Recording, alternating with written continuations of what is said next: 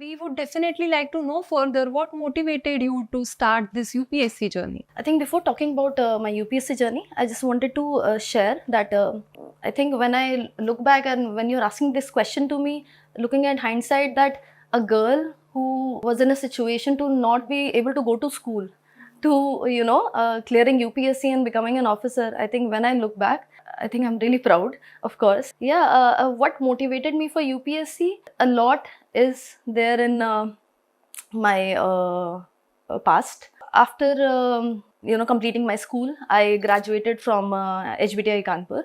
It's the topmost government college in UP. After that, I had choice to go ahead with my core companies. I did my biochemical engineering from there, or I could have gone to some of the IT companies. They mass recruit students. I like truly believe that the kind of choices you make you the person you are.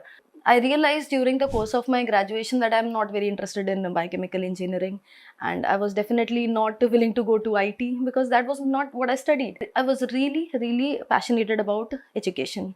Why? Because I've seen my mother undergo a lot of hardships, finance wise, mental health wise, but she never underestimated the value of education. So those experiences made me realize that why not to go ahead and do something in education field. I think fortunately, Teach for India, it's an NGO. It came to our college. I applied for it and I got through. It's a 2-year fellowship program, and I taught third and fourth class students in a low income private school in Delhi.